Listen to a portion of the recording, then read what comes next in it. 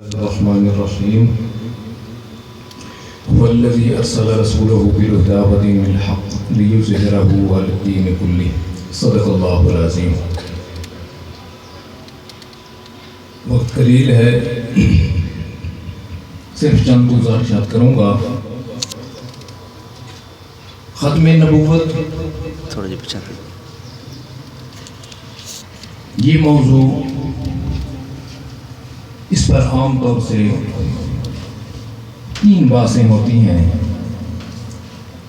حالانکہ ایک بات تو ختم نبوت کے ساتھ اس کا تعلق ہے، باقی دو باتیں ضمناً ضرورتاً کی جاتی ہیں. ان میں سے ایک بات ختم نبوت کی ہے. ختم نبوت کے مسئلے کے بارے میں اہمیت کے لیے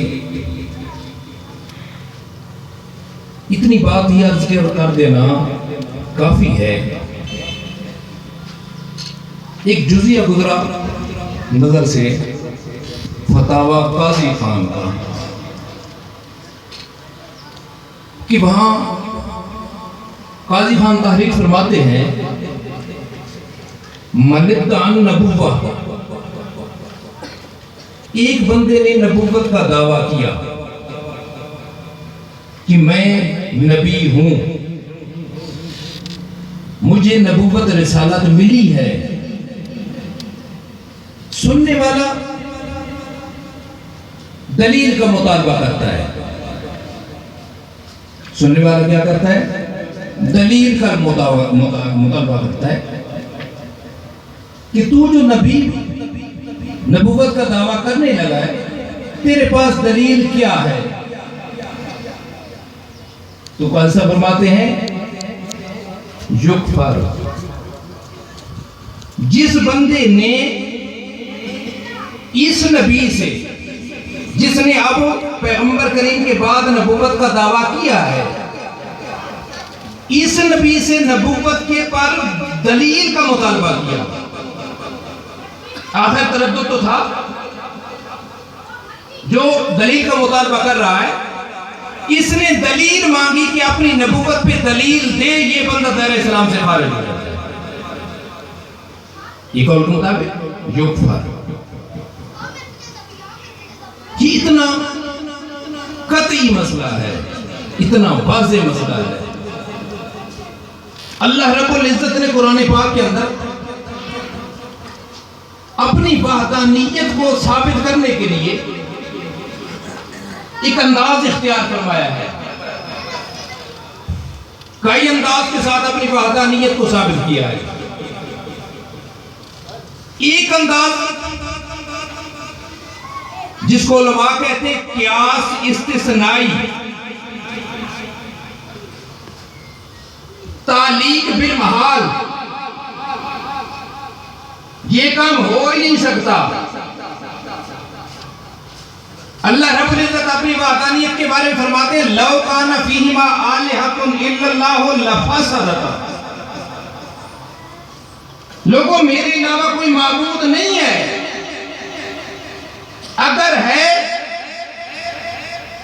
اگر ہوتا تو ایک کام ہوتا، لفسدتا، کائنات کا نظام بکھر جاتا، دن رات اپنے وقت پہ نہ آتے. ایک معبود کہتا اب رات ہونی چاہیے، دوسرا کہتا اب دن ہونا چاہیے. لفسدتا، زمین و آسمان اپنے اعتدال سے انحراف کر جاتے، فساد ہو جاتا. دیکھو کائنات کے اندر فساد ہے تو بندہ مشاہدہ کر کے مجبوراً کہتا ہے کائنات کے اندر فساد نہیں ہے، ہر چیز اپنی فطرت پہ کھڑی ہے. جب ہر چیز اپنی فطرت پہ اپنی تخلیق کے مطابق کھڑی ہے تو نتیجہ نکلا اللہ رب العزت کے علاوہ کوئی معبود نہیں ہے. یہ انداز اختیار فرمایا. پیغمبر کریم نے انداز اختیار فرمایا کہ علم غیب اللہ کی صفت ہے. اگر میرے اندر ہوتی لو كنت اعلم الغیب لاستكثرت من الخیر، اگر میرے اندر یہ خاصہ ہوتا تو میری زندگی میں بھلائیاں ہی بھلائیاں ہوتی، مجھے تکلیفیں نہ آتی. لیکن احد کے اندر، طائف کے اندر، ہجرت کے وقت، مکی دور کے اندر بڑی تکلیفیں آئیں، لہذا میرے اندر یہ صفت نہیں ہے. اسی انداز کے اندر اللہ رب العزت نے جو اپنی وحدانیت کے لیے اختیار فرمایا، پیغمبر کریم اپنی نبوت کے ختم نبوت کے ثبوت کے لیے یہی انداز اختیار فرماتے ہیں. لو کان بعدی نبی لکان عمر. لو کان بعدی، یہ لو استعمالی سے بھی ہوتا ہے، انتفاع ثانی انتفاع اول کے لیے ہوتا ہے. اگر میرے بعد کوئی نبی ہوتا تو عمر ہوتا. ہر کوئی مانتا ہے عمر نبی تو نہیں ہے، تو میرے بعد نبی ہی کوئی نہیں ہے. اگر ہوتا تو عمر ہوتا، اگر عمر نہیں ہے تو پھر کوئی نہیں ہوگا. عمر نہیں ہے پھر کوئی نہیں ہوگا. کیوں؟ نبوت آتی ہے جب اس کی ضرورت ہوتی ہے. وہ ضرورت کیا ہے کہ پہلے دین کے اندر تحریف ہو کے ختم ہو جائے. قد جاءکم رسولنا یبین لکم کثیرا مما کنتم تخفون من الکتاب. اہل کتاب کہنے لگے تورات موجود ہے، ہم اس کے ماننے والے موجود ہیں، نئے پیغمبر کی کوئی ضرورت نہیں ہے. اللہ رب العزت نے فرمایا بڑی ضرورت ہے. کیوں؟ تم نے اس دین سماوی کے اندر تحریف کر دی. اللہ رب العزت کو پہچاننے کا حق ادا نہیں کیا. اللہ رب العزت سے کلام ہم کلام ہونے کے بعد بھی تم لوگوں نے تو کہہ دیا تھا لن نؤمن لک حتی نری اللہ جہرۃ. ایسا ہم تیری نبوت پہ، اے موسیٰ ہم تیری نبوت پہ ایمان اس وقت تک نہیں لائیں گے جب تک اللہ ہمارے سامنے آ جائے. تم نے بڑی توہین کی تھی، کتاب کا حق ادا نہیں کیا تھا.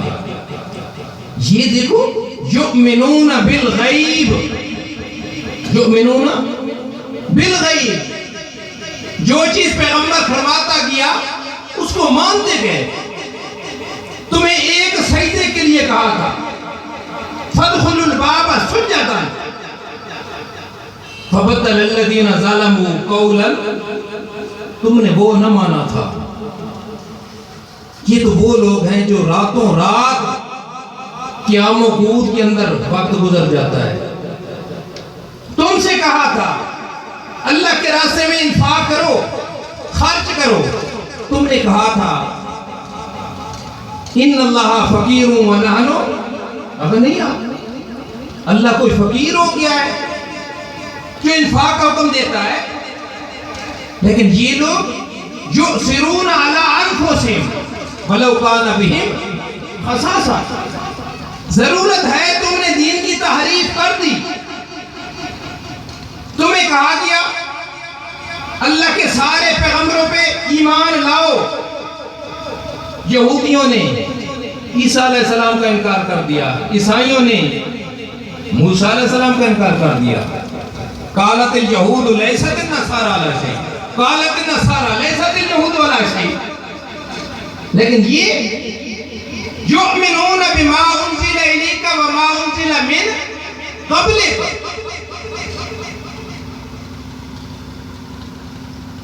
وبالآخرۃ ہم یوقنون.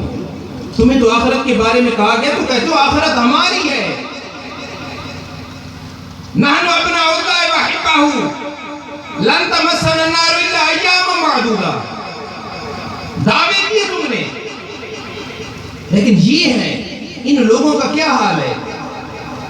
حضرت عمر جیسی ہستی بوقت وفات حسرت سے کہتے ہیں جن کی نیکیاں آسمان کے ستاروں سے بھی بڑھ گئی. وہ فرماتے ہیں اگر عمر کا معاملہ برابر سرابر ہو جائے تو عمر نفع میں ہے، گھاٹا نہیں ہے. وبالآخرۃ ہم یوقنون. ضرورت تھی اس لیے یہ آخری پیغمبر آیا ہے. لیکن اب پیغمبر کریم کے بعد اس شریعت کے اندر تعریف نہیں ہونی، شریعت نے ختم نہیں ہونا ہے۔ جب اس دین کا مکمل انحراف ہو جائے گا، اس کے اندر مکمل طور پر تبدیلی آ جائے گی، تو حدیث پاک کے اندر آتا ہے جب ایک بندہ لا الہ الا اللہ کہنے والا نہیں ہوگا، اس دن قیامت آ جائے گی، پھر اللہ نے اس کائنات کو باقی نہیں رکھنا ہے، ضرورت ہی نہیں ہے کسی نئے نبی کی۔ پیغمبر کریم نے فرمایا نا، ان الرسالۃ والنبوۃ قد انقضت، ان الرسالہ جن سے رسالت، جن سے نبوت کا دل قطعت وہ ختم ہو چکی ہے۔ لا نبی لا رسول بعدی ولا نبی، ہاں لم یبقى من النبوت الا المبشرات، ہاں ایک چیز مبشرات، سچے خواب، جس کے بارے میں آپ علماء سے سنتے رہتے ہیں کہ سچے خواب نبوت کا 46واں حصہ ہے۔ نبوت کا کتنا حصہ ہے؟ وہ اس بات کا مطلب یہ ہوتا ہے کہ پیغمبر کریم کی نبوت 23 سالہ ہے، 23 سالہ دور نبوت، 23 سالوں کو اگر دگنا کرو 6 مہینوں میں تو 23 دگنے ہو کے 46 بنتے ہیں، 46 دگنے ہو کے 23 کو دگنا کرو تو 46 بنتے ہیں، 46 6 مہینے بنتے ہیں پیغمبر کریم کی دور نبوت کے، 6 مہینے تقسیم کرو 46 بنتے ہیں۔ ان میں سے جو پہلے 6 مہینے تھے ان کے اندر پہلی وحی کے بعد صرف خواب آتے تھے، باقی نبوت وہ فطرت کا زمانہ تھا، رات کو خواب دیکھا صبح ہوئی صادق آ گیا، تو اس لیے فرمایا لم یبقى من النبوت الا المبشرات، ہاں نبوت کا ایک حصہ یعنی وہ سچے خواب تو آ سکتے ہیں، لیکن جو وحی ہے، جو نبوت ہے، جو رسالت ہے، جو پیغامات نئے آنے ہیں ان کی ضرورت نہیں ہے۔ اليوم اکملت لکم دینکم، یہ دین مکمل ہو چکا ہے۔ امیر محترم تشریف لا چکے ہیں، اب ان کا بیان شروع ہے۔